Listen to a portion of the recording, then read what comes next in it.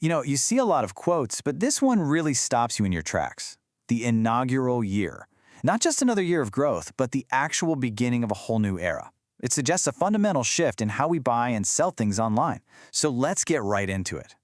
Welcome! Today we are tearing down the 2026 TikTok e-commerce industry white paper. This comes from the data wizards over at Kalodata, and it's a huge deal. They basically surveyed the entire global market for all of 2025 to figure out where this is all headed. And believe me, the results are pretty eye-opening. So, why are we calling 2025 the inaugural year? Well, it really boils down to two game-changing things. First, those big policy risks hanging over the US market, they finally got sorted out. And second, boom, TikTok Shop went live in 7 brand new countries. This wasn't just a small step up. This was the moment TikTok commerce went from being a cool regional thing to a massive global force to be reckoned with. And get this, the growth isn't just coming from the new markets. If you look at Southeast Asia, which is already a mature market, the gross merchandise volume, that's GMV, the total value of everything sold, more than doubled. We're talking over 100% year-over-year growth. That's not a fluke. That is solid proof that this whole content e-commerce model has some serious legs. Okay, but here's where it gets really interesting, and frankly a bit tricky.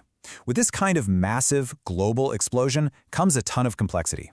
This new gold rush looks different everywhere you go. So that brings up the two big questions, right?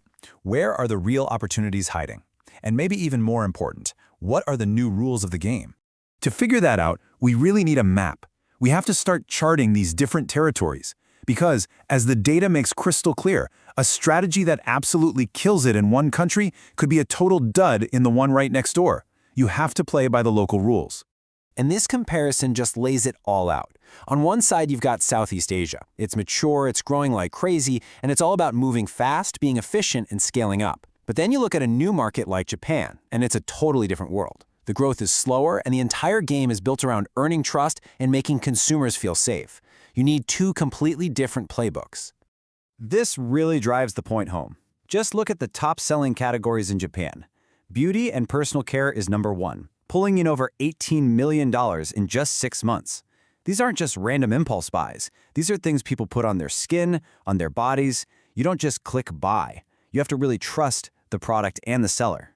So how in the world do you build that trust? Well, the data gives us a pretty clear answer.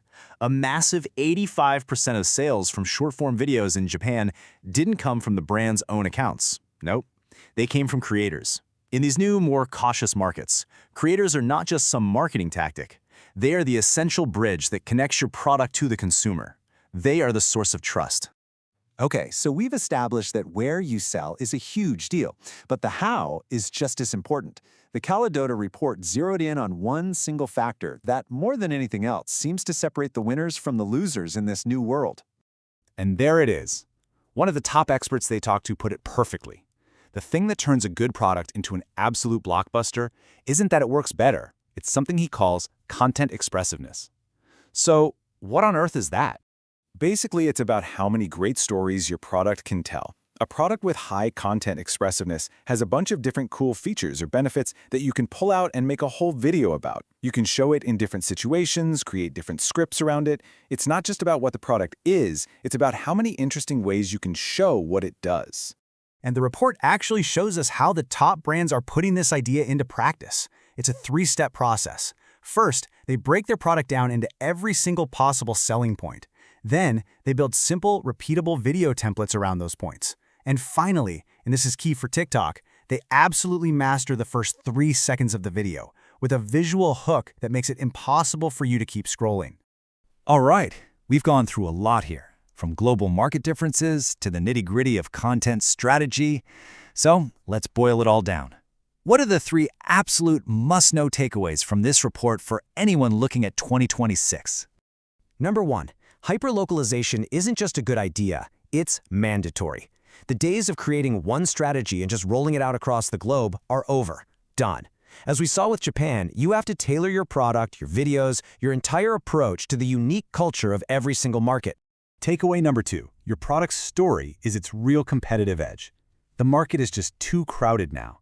The best product doesn't always win, but the best story often does. This all comes back to that key idea we talked about, content expressiveness. The more compelling stories your product can tell, the the better your chances are.